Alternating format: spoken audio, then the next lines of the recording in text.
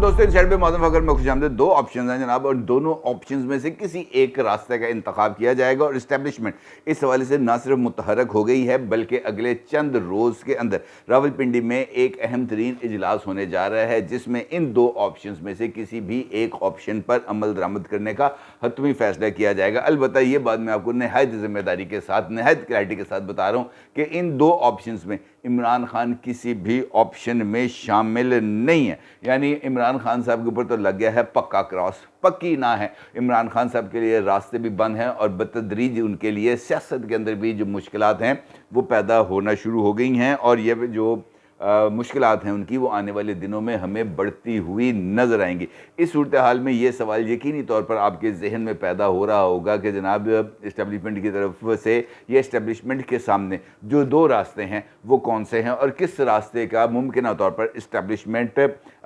चलने पर जो है वो तैयार होगी, और इन रास्तों पर अमल दरामद करने से क्या नताइज हासिल होंगे। और यकीनी तौर पर ये जो दोनों रास्ते हैं, इसमें चलने के भी कुछ नुकसानात हैं और कुछ फ़वाइद भी मौजूद हैं। और सियासी हालात में इन दो ऑप्शंस पर गौर व फिक्र करना यकीनी तौर पर बहुत ज़्यादा अहम है। ये रास्ते क्या हो सकते हैं, इसके ऊपर मैं आपके साथ बात करूँगा, लेकिन ज़रा थोड़ा सा सियासी सूरत हाल का जिक्र करना बहुत ही ज़्यादा ज़रूरी है, क्योंकि इन दो रास्तों पर अमल दरामद का भी, इन दो ऑप्शंस पर अमल दरामद का भी ताने बाने हमें इस वक्त सियासी हालात से ही मिलेंगे। आपको याद होगा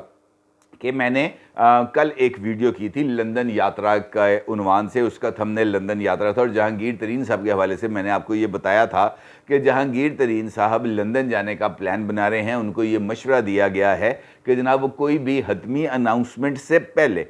एक मरतबा पाकिस्तान के जो इस वक्त चीफ पॉलिटिकल पर्सनैलिटी हैं यानी नवाज शरीफ साहब, उनके साथ एक मरतबा मुलाकात कर ले, और उसके बाद मुलाकात के अंदर जो आपका राय बनेगी उसके अकॉर्डिंगली कोई ना कोई बात आगे की जा सकती है। अब इसमें भी दो ऑप्शंस का जिक्र आ रहा है। जहांगीर तरीन साहब के जो साथी हैं उनकी तरफ से ये बात सामने आ रही है कि ये जो गुफ्तगू चल रही है जहांगीर तरीन साहब की मुख्तलिफ सियासी शख्सियात के साथ, मुख्तलिफ गैर सियासी शख्सियात के साथ, वहाँ पर अभी तक ये दो ऑप्शंस हैं जहांगीर तरीन साहब के पास, और उसके ऊपर वो अभी तक हतमी फ़ैसला नहीं कर पाए, क्योंकि जहाँ से जहांगीर तरीन साहब ने फ़ैसला लेना है शायद वहाँ से भी अभी तक फ़ैसले नहीं आ पाए। और वो ये देख रहे हैं कि ये जो पॉलिटिकल फ्रंट है ये किस तरफ जाएगा, और फिर उसके बाद शायद कोई हतमी फ़ैसला किया जाए। अब जहांगीर तरीन साहब के जो साथी हैं उनका ये मानना है कि हमारे पास दो ऑप्शंस मौजूद हैं। एक, जहांगीर तरीन साहब अपने लिए एक नए सियासी सफ़र का आगाज़ करें, एक नई पॉलिटिकल पार्टी बनाएं और इस पॉलिटिकल पार्टी को लेकर आगे चलें, जिसके अंदर पंजाब के, वस्ती पंजाब के, सेंट्रल पंजाब के और जनूबी पंजाब के जो लोग हैं वो उसके अंदर इलेक्टेबल्स शामिल हों, और वो इंतखाबात के ऊपर अपने असर व रसूख को इस्तेमाल करते हुए यहाँ पर कोई एक ऐसी पोजीशन हासिल कर लें जहाँ पर जहांगीर तरीन साहब फ्यूचर सेटअप के अंदर बादशाह गर का रोल वो अडॉप्ट करें। उसके बाद वो फैसला करें कि जनाब उन्होंने किसको तख्त पे बिठाना है और किसको उन्होंने तख्त से उतारना है। लिहाजा ये वाली पोजीशन भी जहांगीर तरीन साहब के लिए कुछ ज़्यादा परेशान कुन नहीं होगी। दूसरा ऑप्शन ये है कि जनाब कोई सियासी जमात बनाने की बजाय जहांगीर तरीन साहब अपने ग्रुप को लेकर किसी सियासी जमात के अंदर शामिल हो जाएं, और मुमकिन तौर पर उनके जो साथी हैं उनका ये कहना है कि जनाब नवाज शरीफ साहब की मुस्लिम लीग नून उनके लिए सबसे बेहतर ऑप्शन हो सकती है और उनको इस ऑप्शन का इस्तेमाल करना चाहिए। और यही वो ऑप्शन है जिस पर वर्कआउट करने के लिए जहांगीर तरीन साहब जा रहे हैं लंदन। अब इस सिनेरियो के अंदर ये जो हैं जहांगीर तरीन साहब के एक बड़े करीबी साथी नोमान लंगड़ेयाल साहब, नोमान लंगड़ेयाल साहब ने इस बात की तस्दीक की है, और उनका ये कहना है कि इन्हीं दो ऑप्शंस में से, यानी नवाज शरीफ साहब के साथ अपना ग्रुप को नवाज शरीफ साहब के ग्रुप में शामिल करना और एक नई सियासी जमात की बुनियाद रखना, यही वो दो रास्ते हैं जिनमें से किसी एक रास्ते के ऊपर जहांगीर तरीन साहब ने अमल करना है। और साथ साथ उन्होंने इस बात का भी जिक्र किया कि जनाब ज़्यादातर लोगों की यही राय है कि जहांगीर तरीन साहब अपने लिए एक नई पॉलिटिकल पार्टी बनाएं, उसको हेड करें और अपने सियासी सफ़र का आगाज़ करें। लेकिन कुछ ऐसे लोग भी मौजूद हैं जो जहांगीर तरीन साहब से कह रहे हैं कि जनाब तुसी छोटी जी किश्ती है इसको चलाने के बजाय आप एक अच्छे बहरी जो है जहाज़ उसके अंदर शामिल हो जाएं, जहां पर आप एक फ्यूचर राय जो है ये एक ग्रेटर पर्सपेक्टिव के ऊपर जा सकते हैं और वहाँ पर जो है आपके लिए कुछ रास्ते खुल सकते हैं। दूसरी जानब जहांगीर तरीन साहब की सियासी जमात मुमकिन तौर पर उसके लिए भी दो नाम सामने आए हैं, जिसमें एक नाम है अवाम दोस्त पार्टी। जहांगीर तरीन साहब ये जो है अवाम दोस्त पार्टी के प्लेटफॉर्म को भी इस्तेमाल कर सकते हैं और उसके बाद उनके पास जो नाम आया है वो है जनाब तहरीक इंसाफ पाकिस्तान का। इमरान खान साहब के पास जो जमात है वो है पाकिस्तान तहरीक इंसाफ, और जहांगीर तरीन साहब उसी नाम को उलट फेर करके तहरीक इंसाफ पाकिस्तान के नाम से यानी TIP के नाम से वो अपना पॉलिटिकल सफ़र शुरू करने जा रहे हैं। इन दो में से किसी एक का इंतखाब होना है। दूसरी जानिब अगर आसिफ अली जरदारी साहब को हम देखें, वो भी इस वक्त लाहौर में बैठे हैं, पंजाब में बैठे हैं और उन्होंने भी मैच फंसाया हुआ है, उन्होंने भी एक पेचा डाला हुआ है और अभी तक ये बात तो सामने आ रही है कि जनूबी पंजाब से पाकिस्तान तहरीक इंसाफ से ताल्लुक़ रखने वाले कुछ इलेक्टेबल्स हैं जो शामिल हो चुके हैं जनाब आसिफ अली जरदारी साहब की जमात यानी पाकिस्तान पीपल्स पार्टी में, और 30 के करीब मज़ीद अरकान असम्बली, टिकट होल्डर्स और मुकामी लीडर्स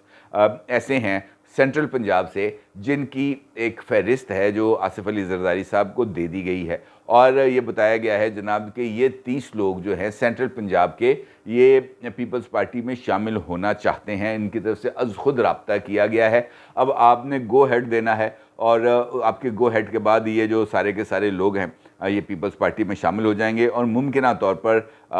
ये भी आसिफ अली जरदारी साहब के मौजूदा दौरे लाहौर में इस तरह की कोई डेवलपमेंट हो सकती है। अब इसका मतलब ये है कि PTI के लोग एक जानिब तो पाकिस्तान पीपल्स पार्टी के साथ राब्ते में हैं, दूसरी जानिब वो जहांगीर तरीन साहब के साथ राब्ते में हैं, और मुराद राज साहब और हाशिम डोगर साहब इन्होंने एक डेमोक्रेट्स नाम का एक अपना धड़ा बना लिया है, जिसके अंदर उन्होंने इस बात का इंकशाफ किया है कि इसमें तकरीबन 6 के करीब साबिक सूबाई वज़रा मौजूद हैं और 20 के करीब उनके पास MPs, MNAs और टिकट होल्डर मौजूद हैं। अब इस धड़े ने फ्यूचर पॉलिटिक्स किसके साथ करनी है अभी तक उन्होंने इस बात का ऐलान नहीं किया। अलबत्ता हाशिम डोगर साहब ने भी एक ट्वीट किया हुआ है जिसके अंदर उन्होंने बताया कि जनाब मुलाकातें भी हुई हैं और इस तरीके से ये एक ग्रुप है उसकी बुनियाद रखी जा रही है, जबकि मुराद राज साहब ने बाज़ाब्ता तौर पर उसका नाम अनाउंस किया है और एक टॉक शो के अंदर उन्होंने इस बात का जिक्र भी किया है कि जनाब इस ग्रुप ने कहाँ पर जाना है, कैसी पॉलिटिक्स करनी है, इसका फ़ैसला जल्द कर दिया जाएगा। अलबत्ता उन्होंने इमरान खान साहब को इस हवाले से तो उन्होंने कहा कि जनाब ये जो गलतियां हुई हैं इमरान खान साहब से वो उस टोले ने करवाई हैं इमरान खान साहब से जिन पर इमरान खान बहुत ही ज़्यादा एतमाद करते थे, उनकी लाइंस पर अमल करते थे और वो तमाम लोग इमरान खान को छोड़ के जाने वालों में सबसे आगे थे। इसका मतलब ये है कि PTI इस वक्त 2-3 हिस्सों में हमें तकसीम होती हुई नज़र आ रही है और यहीं पर जाके वो सिलसिला जुड़ता है जो इस्टेब्लिशमेंट के ज़ेर नज़र आएगा। और यही वो सूरत हाल है जहाँ पर इस्टेब्लिशमेंट ने फ़ैसला लेना है कि जनाब क्या करना है, और उस फैसले के लिए इस्टेब्लिशमेंट का एक इम्पॉर्टेंट इजलास होने जा रहा है रावलपिंडी में, और इस इजलास में 2 ऑप्शंस हैं मुमकिन तौर पर जो ज़ेर बहस आएंगे। उनमें से एक ऑप्शन जो देखिए ये बातें वो है जो एक अहम तरीन ज़रिए से मुझे पता चली हैं। एक ऑप्शन तो ये है कि मौजूदा हुकूमत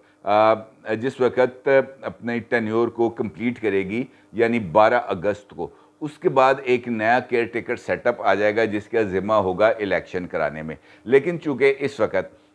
जो जुडिशरी है वो जिस तरीके से एक आउट ऑफ द वे जाकर हेल्प आउट कर रही है इमरान खान साहब, उनकी जमात, चौधरी परवेज़ इलाही, डॉक्टर यास्मीन राशिद, कई इस तरह की मिसालें हमारे सामने मौजूद हैं। लेकिन उसके बावजूद भी इस्टेब्लिशमेंट का ये मानना है कि जब तक जो 2-3 चीज़ें हैं वो फाइनलाइज नहीं हो जाती, जैसे चाइनीज़ इन्वेस्टमेंट है पाकिस्तान में तकरीबन $58 बिलियन की, इसके साथ साथ सऊदी इन्वेस्टमेंट है तकरीबन $15 बिलियन की। ये 2 इन्वेस्टमेंट्स ऐसी हैं जिनको किसी भी तरीके से नज़रअंदाज नहीं किया जा सकता, और ये दोनों इन्वेस्टमेंट्स उसी सूरत में मटीरियलाइज होंगी जब पाकिस्तान के अंदर पॉलिटिकल इस्तेहकाम आएगा। पॉलिटिकल इस्तेहकाम अगर आप देखें तो इस वक्त आपको सड़कों, चौकों, चौराहों पे, ज़मान पार्क में, बनी गाला में, पेशावर के अंदर, लाहौर के अंदर आपको किसी तरह की कोई सियासी थड़थली मचती हुई नज़र नहीं आ रही। अब जो पॉलिटिक्स पहले सड़कों पर होती थी, वो पॉलिटिक्स एक मरतबा फिर ड्राइंग रूम्स में शिफ्ट होती हुई नज़र आ रही है। और ड्राइंग रूम्स में पॉलिटिक्स के शिफ्ट होने का मतलब ये होता है कि ये जो सियासी लड़ाई है अब अखबारात के सफ़ात पे, सोशल मीडिया प्लेटफॉर्म्स पे और टीवी चैनल्स की स्क्रीन्स के ऊपर लड़ी जाएगी। ना सिर्फ ये, बल्कि अब जो सड़कें हैं वो इस हवाले से, या जो हमारा इकोनॉमिक फ्रंट है उसको किसी भी तौर पर डिस्टेबलाइज नहीं किया जाएगा। ये तो एक अच्छी बात है। अब ऑप्शन ये आ रहा है सामने कि एक टेक्नोक्रेट सेटअप, माजी के अंदर भी टेक्नोक्रेट सेटअप की बहुत ज़्यादा बातें हुई हैं, अब भी ये बातें चल रही हैं कि मज़ीद 1 साल के लिए जब तक ये इन्वेस्टमेंट मटीरियलाइज नहीं हो सकती उस वक्त तक ये चीज़ें आगे चलें। और उसके साथ साथ वो जो अगला 1 साल होगा वो कम से कम जुडिशरी को भी किसी ना किसी तरीके से वो भी ज़रा वहाँ पर भी जब सेटअप चेंज होगा तो थोड़ा सा जो टेम्परेचर है वहाँ से भी नीचे आएगा। और इस दौरान कुछ इस तरह के हालात पैदा हो सकते हैं जहाँ पर ये जो सेटअप है ये मज़ीद 1 साल आगे बढ़ सके। एक ये ऑप्शन है टेक्नोक्रेट सेटअप का, और इसके लिए अंगूठा जुडिशरी का लगवाना ज़रूरी है, या कम से कम एक ऐसे हालात जहाँ पर एक एमरजेंसी को इम्पोज करके सिचुएशन को आगे बढ़ाया जाए। दूसरे वाला ऑप्शन वो थोड़ा सा पेचीदा भी है, और वो ऑप्शन 1 साल की हद से आगे बढ़ के 5 साल तक मुहित है। और अगर आप ये देखें तो उस ऑप्शन पर अमल दरामद के लिए हमें क्या चाहिए? हमें एक हंग पार्लियामेंट चाहिए और एक ऐसा बंदा चाहिए जो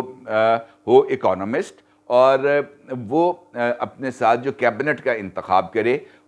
उसके अंदर भी इस तरह के लोग उसके अंदर शामिल हों जो मईशत को भी समझते हों, और उनके ज़रिए China, Saudi Arabia, Iran, Russia, India, इनके साथ कुछ अच्छे से ताल्लुकात को डेवलप किया जा सके। शौकत अज़ीज़ टाइप करैक्टर चाहिए जो वज़ारत उज़्मा के ओहदे पर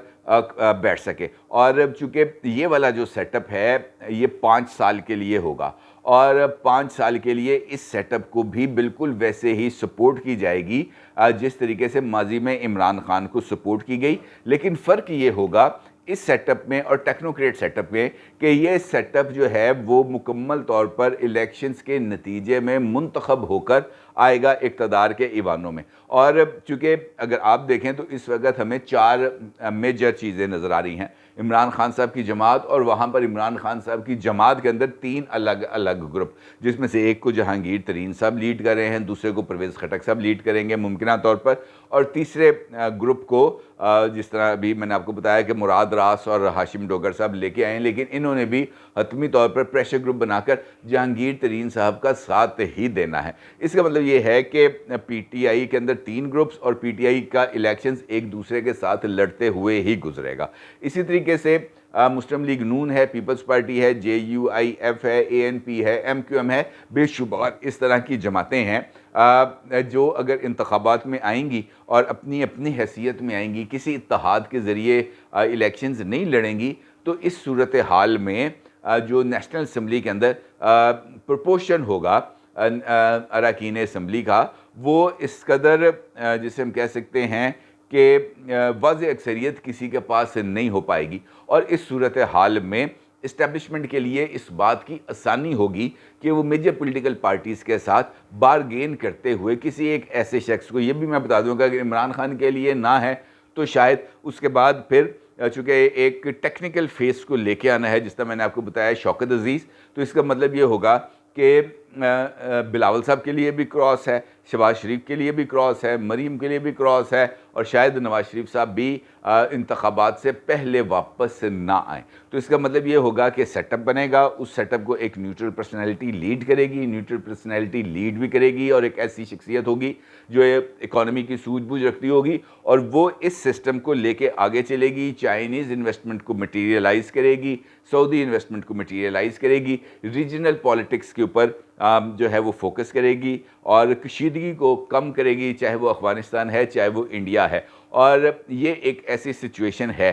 जो हमारी इस्टेब्लिशमेंट को बहुत ज़्यादा सूट करती है। और मेरा ये ख्याल है कि यही वाली सूरत हाल यानी ऑप्शन 2, ऑप्शन बी ही इस्टेब्लिशमेंट को सूट करता है, क्योंकि इसके नतीजे में इस्टेब्लिशमेंट किसी भी तरह की तनकीद से बच भी सकती है और उसके ऊपर आइन से इनहराफ का किसी तरीके से इल्ज़ाम भी नहीं आएगा, और वो ऑब्जेक्टिव्स जो वो हासिल करना चाहती है वो नहायत आसानी से हासिल कर सकती है। और शायद यही वजह है कि अगर आप आज शाहिद खाकान अब्बासी साहब जो मुस्लिम लीग नून के अहम रहनुमा भी हैं, साबिक वज़ीर आज़म भी हैं, और ये जो नया नहीं एक फ़ोरम बना हुआ री इमेजिंग पाकिस्तान, उसके उस प्लेटफॉर्म को भी इस्तेमाल कर रहे हैं, उनकी तरफ से जो एक स्टेटमेंट है उसको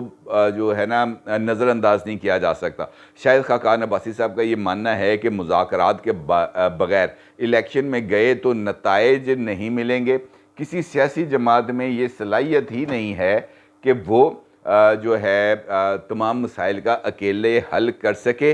सूबों में इलेक्शन के इल्तवा का तमाशा मुल्क देख चुका है, अब मरकज़ में इंतखाबात मुलतवी करना कोई हल नहीं है। यानी शायद खाकान अब्बासी साहब इस बात की तरफ इशारा कर रहे हैं कि जनाब इलेक्शन से पहले ग्रैंड डायलॉग करके कुछ तरजीहात का तयन कर लिया जाए और उसके बाद इंतखाबात में उतरा जाए, ताकि उन इंतखाबात के जो नताइज हैं वो सब के लिए काबिल कबूल हों। और ग्रैंड डायलॉग के अंदर क्या चीज़ें तय होंगी? मईशत तय होगी, मईशत के लिए जो